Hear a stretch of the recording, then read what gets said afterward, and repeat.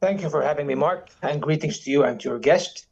Well, to put things into perspective, the battlefield situation of Ukraine has been rather abysmal for more than a year, way before Trump came back into office. It actually started deteriorating after the utter failure of the Ukrainian counteroffensive in the summer of fall in the spring and summer of 2023. And since then, the Russians have been gradually advancing in Donetsk and Lugansk, and even in some parts of the Kharkiv Oblast. So the only way that the Ukrainians could attempt to stop this momentum and to even gain more ground, just in preparation for any potential negotiation to improve their negotiating positions, they launched a rather surprising and daring offensive into Russian territories, capturing about 1,000 square kilometers of the Kursk Oblast inside Russia, and embarrassing Russia on a spectacular level. However, the Russians regrouped, and so far they have captured over 55% of the Kursk Oblast, and recently, and then Trump came along to office and started reportedly reducing aid to Ukraine and pushing for a settlement that might be on the expense of Ukrainian territorial integrity and sovereignty, basically, because they will have to give up at least the territories that the Russians have managed to control over the past almost 3 years of war. So now the Ukrainians are trying to improve their positions by launching another offensive inside the Kursk region, capturing a few villages and sustaining high casualties and inflicting high casualties on the Russian troops and even reportedly on the North Korean troops that are fighting in the Kursk Oblast in accordance with the Mutual Defense Pact treaty between Russia and the Democratic Republic of Korea. However, I don't think that this will improve Ukraine's position dramatically. Yesterday, Russia captured Toretsk, an immensely important strategic city in Donetsk, and they are now advancing on the strategic logistical hub of Pokrovsk. So I think that the Ukrainians are in dire straits, and no offensives inside the Kursk region can change the momentum that is currently clearly in the favor of the Russian armed forces. Well, coming to you, Mr. US, let's talk about Donald Trump a little bit. The suspension of US aid has had a significant impact on both Ukrainian independent news outlets, which has relied on grants to operate and often produce work critical of their governments. I mean, how does cutting off this support affect the quality and integrity of independent news and reporting in Ukraine? Good evening from Kiev. Greetings to you and your guest. Of course, United States of America support played an important role. At the beginning of the full-scale war, the 2022, actually, mainly the support of the United Kingdom and the United States of America helped Ukraine at least to defend our capital, Kiev, and then to release serious part of the territories that Russia captured through the first months of full-scale war. Then this support, and that time it was mainly US support, helped us to stabilize situation, and thanks to HIMARS and other weapons that Ukraine started to receive from the United States, with all that weapon, Ukraine really have a good results closer to the end of 2002 when the situation was rather stabilized, as I said, and it gives us opportunity even to release some parts of our Kharkov region and the city of Kherson, the only center of the region that was captured by Russia. 2023, yes, our expected counter-offense was not so successful, and in 2024, Russia more attacks than Ukraine do something. That's why the only success in the previous year, it was actually Kursk region, due to the small fact that Ukraine, after receiving permission from the United States of America to use their weapon on the Russian territory, transfer the war to Russian territory. That's the main reason of Kursk's operation, that now this war happened not only at the Ukraine, but in Russia too. And now, of course, for Ukraine, it's very important to preserve the support of US. It was stopped for a small period, but then it resumed, according to official statements. And now, of course, we have negotiation with the United States of America, with the new administration, to prolong the support, and we try to explain to them that it could be beneficial to them too. Thank you.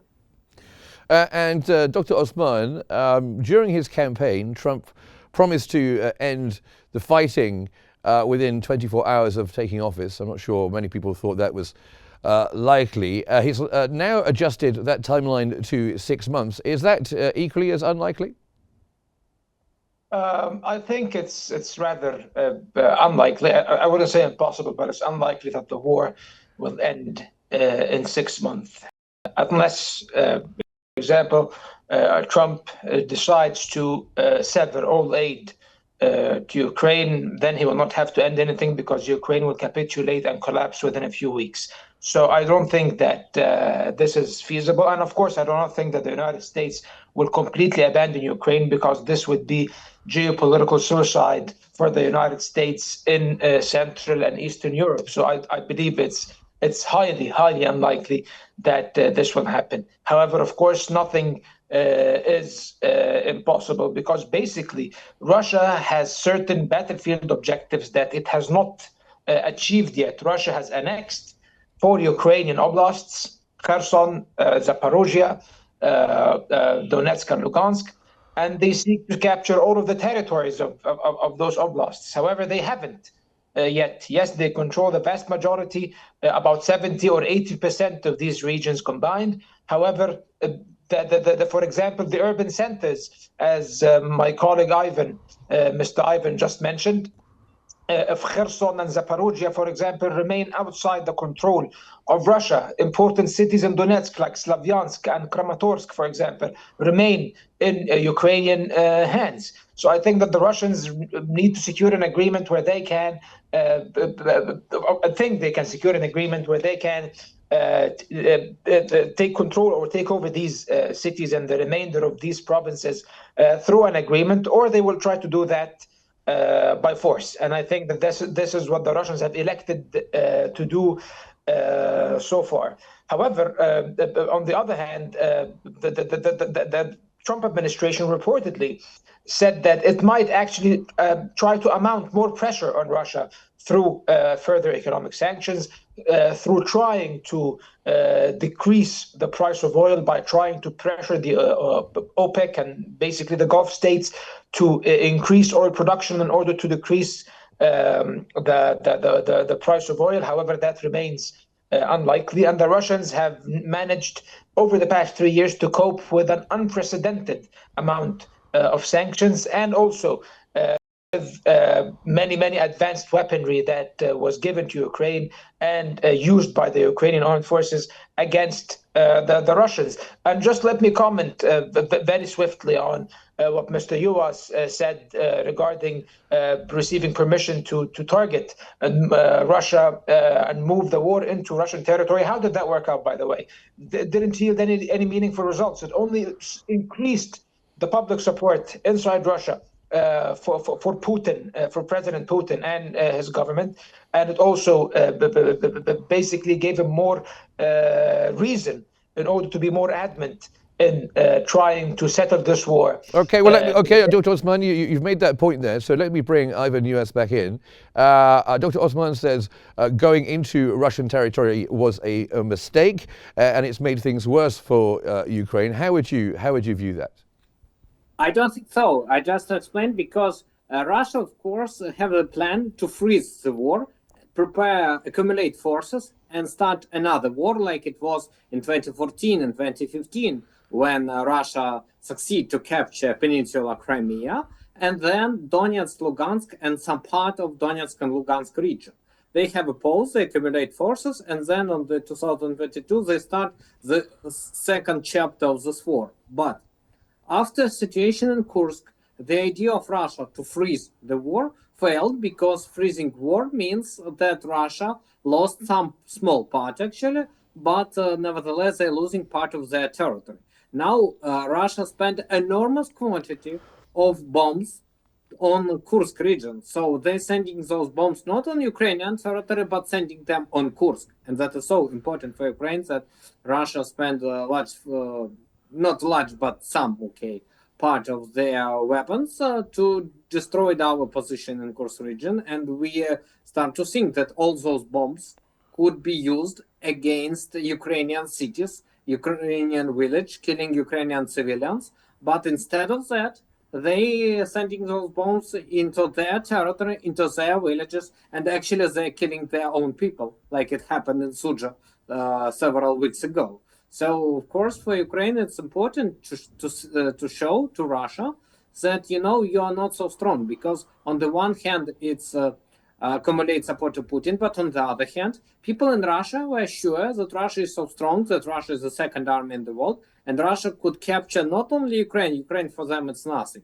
They dreamed about European countries. They like to say to Poland that Warsaw was a part of Russian Empire. They like to say that they want to repeat the end of the Second World War, when Russian soldiers captured Berlin. And it was a part of the Russian ideology. And now people in Russia start to think that, we are so strong, but our territory for more than half a year under control of Ukraine. So that's why on the one hand, it's really helped to Putin to preserve support. But on the other hand, it's great question to him that probably we're not so strong, or you appoint a wrong people to respond for this war. And that's create a conflict inside Russian society.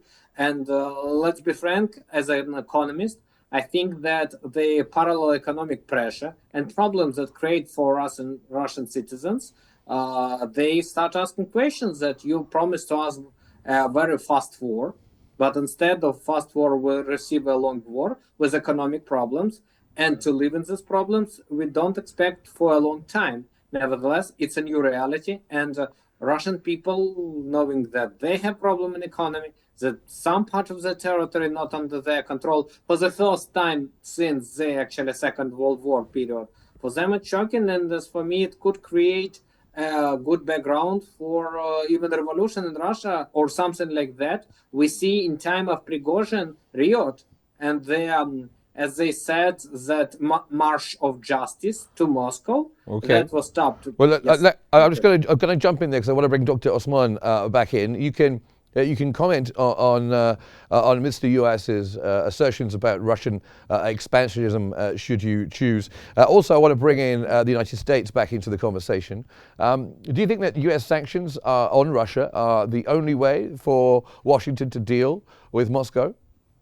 I will answer your question as part of my reply to Mr. US, and there's plenty to comment on what he said, because of course I do appreciate that he is a citizen of Ukraine, and that might cloud his intellectual judgment, because apparently he has not been following the news. The Ukrainian armed forces are being crushed on the battlefield in eastern Ukraine, and Russia is advancing on an unprecedented pace, rather. And I do not know where does the assessment come from that Russia is not the Soviet Union. Russia is far from being as powerful as the Soviet Union. They do not profess the power or the ability to conduct a wide-scale war in order to invade Europe, and they would never dare attack NATO, because that will mean their nuclear annihilation or a mutual annihilation of both parties, and basically an apocalypse for the entire world. So I think that this kind of rhetoric basically does not reflect the realities on the ground. The realities on the ground are the Russian economy has withered, has survived the economic sanctions. They have established very strong economic ties with the global south and with China. Russia is a net exporter of energy. Russia is still has a strong economy. Putin enjoys rather unprecedented public support, according to polls that were carried out by opposition groups inside Russia, some of them funded by the United States and US aid, now that the now almost defunct USAID. So I honestly do not know how we are still thinking in the same way and speaking in the same way as we were speaking in 2022. Oh, Russia is about to collapse. Oh, Russia will witness a revolution. Oh, Russia this, Russia that. This is not true. This is destroying Ukraine.